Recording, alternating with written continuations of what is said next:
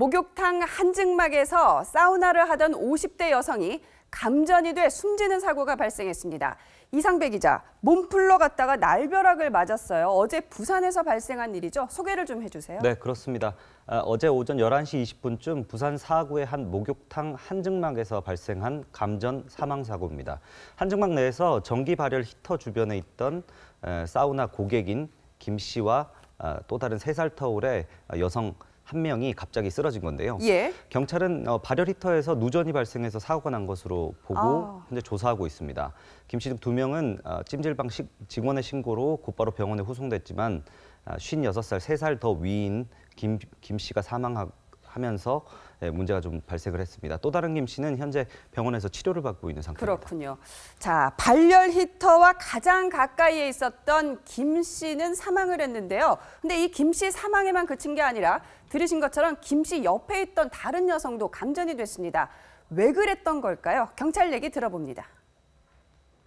발열 히터 앞에 안전망이 있다면 안전망에 가장 가까이 앉아 있는 사람이 먼저 쓰러지고 속효로 인해 가지고 정신을 잃어버리면 축 처지잖아요. 늘어지면서 그 손을 갖다가 바로 옆에 앉는 사람한테 부딪히는 모양이라 2차적으로 그 사람이 쓰러지고 같이 있던 사람이 이제 언니 왜 그러나 이러면서 만져볼 거 아닙니까? 그럼 만지려고 순간적으로 딱 했는데 순간적으로 찌릿해가지고 이제 아유 감전된 것 같다 이러면서 다 나가가지고 신고하게 된 그런 거예요.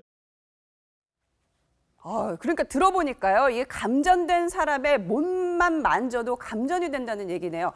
자, 그렇다면 이게 자칫 감전이 사람 몸을 타고 릴레이로 이어질 뻔한 상황도 배제를 할 수가 없었습니다. 자, 손 변호사님, 당시 한증막에는 몇 사람이 있었습니까? 그렇습니다. 6명, 7명이 있었다고 하니까 사실은 쓰러졌을 때 우르르 달려와서 몸을 만졌다고 한다면 정말 비극적으로 많은 사람들이 예. 죽거나 다칠 수 있었을 거라고 보이는데요. 이렇게 사실은 그 사람이 죽을 정도로 그 감전이 됐다는 것은 이 발열 히터에서 굉장히 누전이 오랫동안 방치되어 있다라고도 볼 수 있어서 사실 굉장히 안타깝고 목욕탕에서 이거에 대해서 최소한의 주의 조치라도 줬는지 정말 심각하게 문제 제기를 하지 않을 수가 없습니다. 네. 그런데 이 목욕탕에서 벌어지는 감전 사고 이번이 처음이 아닙니다. 2011년 6월에는 목욕탕에서 손님이 전기 마사지 기기를 사용하던 중 합선으로 감전이 돼서 부상을 입었는데 정작 이를 도우려던 다른 손님이 그만 함께 감전이 되는 바람에 사망을 하는 또 그런 안타까운 일이 벌어졌습니다. 2002년도에는 이 목욕탕에서 전기 스팀기를 만지던 40대 여성이 감전이 돼서 또 의식을 잃는 중상을 입기도 했습니다. 목욕 후에 온몸에 물기가 있는 상태에서 전자기기를 만지면 감전의 위험이 그만큼 높아진다고 하니까 정말 조심하셔야 될 것 같습니다. 자, 김성수 평론가님, 생각을 해보니까요. 정말 목욕탕 헤어드라이기 있죠, 히터 있죠, 난방 있죠.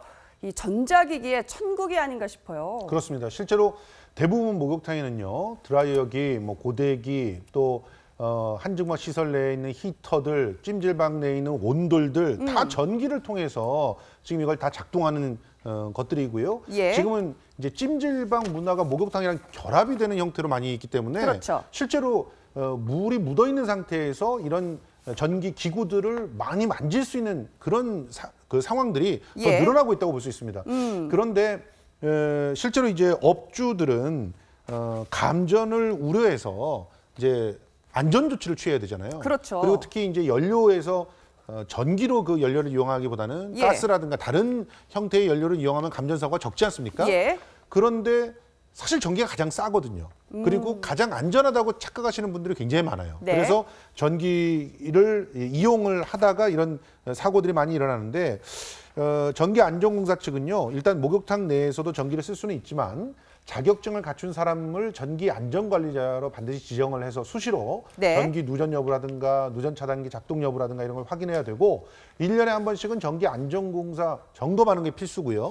그리고 지금 이용하시는 분들도 물에 젖어 있는 상태에서는 전기기구에 가까이 가지 않는 거는 기본 상식으로 생각을 하고 누군가가 감전됐다라고 하는 생각이 든다면 전기라고 하는 것은 완전히 다 통해야지 이게 전기가 훑어가면서 감전이 되는 것이니까 반드시 한쪽을 갖다 차단한다는 생각으로 전기에서 자유로울 수 있는 곳들을 갖다 만들어 놓고 그쪽으로 피하게 되면은 큰 문제는 없을 것 같습니다. 그러니까 미리 좀 이용하시는 분들도 상식을 갖고 계셔야 될 것 같습니다. 아, 예. 그러니까 감전이 된 걸로 의심되는 사람들은 절대 도와주려고 그 사람 몸에다가 손대면 안 된다는 사실 정말 명심을 해야 될 것 같습니다.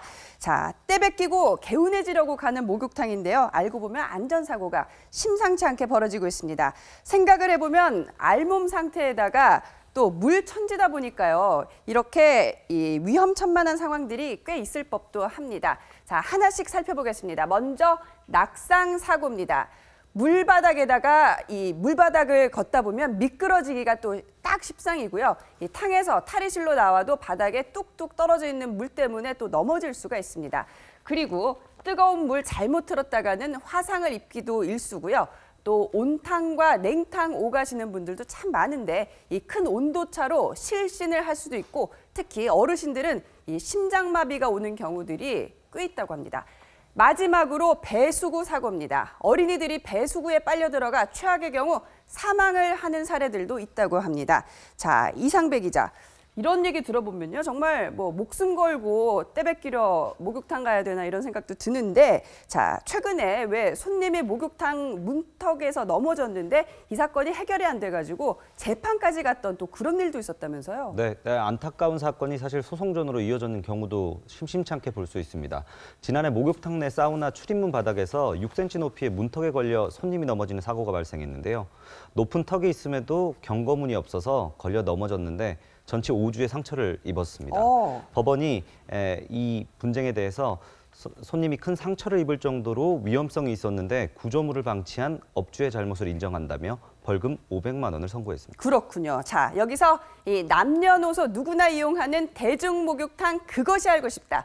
목욕탕에 대한 궁금증들을 저희들이 OX로 한번 풀어보겠습니다. 자, 들으신 것처럼 목욕탕의 높은 문턱, 위험하다는 경고 표시를 안 했다고 업주가 500만 원의 벌금형을 선고를 받았는데 자, 그렇다면 반대로요. 주의 표지판을 설치를 했다. 미끄럼 주의, 이러한 이 표시를 했다면 손님이 아무리 100번을 넘어져도 사장님은 책임이 있을까요? 없을까요? 자, 김성수 평론가님. 그래도 사장님 책임이 있다고 생각하시면 O 들어주시고요. 아니다, 책임이 없다. X 들어주시겠습니까? 사장님의 책임은 있습니다. 있어요? 없다고 보기는 어렵겠죠. 물론 저렇게 경고 문구를 주게 되면 책임은 경감이 되겠죠. 그렇지만 넘어지는 이유가 단지 그런 구조물만 갖고 넘어지겠습니까? 미끄러질 수도 있는 것이고 예. 또 주변에 여러 가지 뭔가 업주가 조금 더 주의를 기울였다면 더 많은 사람들이 넘어지지 않게끔 할 수도 있겠죠. 그런 측면에서 최근 들어서는 단지 그냥 안전 표지판만 붙인다고 해서 책임이 다 없어지는 게 아니다. 예. 분명히 서비스를 하는 입장에서 주의 의무를 게을리해서는 안 된다. 그래서 목욕탕 업주들의 책임을 조금씩 더 인정하는 그런 추세로 가고 있으니까 예. 유의하셔야 될 것 같습니다. 그렇군요. 자, 목욕탕 그것이 알고 싶다. 두 번째는 자, 보통 저희들이 때밀이라고 부르죠. 이 세신사들에게 세신을 받다가 피부염에 걸린다면 과연 목욕탕 책임이 있을까 없을까입니다. 자, 손정희 변호사님. 목욕탕 책임이 있어요? 없어요? 일단은 세모입니다. 그러니까 세모예요. 보통은 목욕탕 세신사들은 개별적으로 독립사업자로 활동하시는 분들이 많거든요. 그러면 목욕탕 책임은 없고요. 근데 간혹 목욕탕에서 직접 채용한 세신사들이 있습니다. 이럴 때는 그 항상 사용자, 그러니까 이 사람을 고용한 사람 지도 감독해야 되거든요. 예. 지도 감독 그 위반 행위로 책임을 물을 여지가 있는데 근데 통상적인 목욕탕에서는 이 세신사들이 임대료 같이 월세 같은 걸 내고 독립적으로 활동을 하기 때문에 이럴 때는 세신사 본인이 책임을 지게 되어 있습니다. 그러니까 세신사도 이 신분이 두 가지네요. 하나가 그렇죠. 목욕탕에 고용된 직원들이 있는 반면에 개인 사업자들도 있다. 이번에 알게 됐습니다.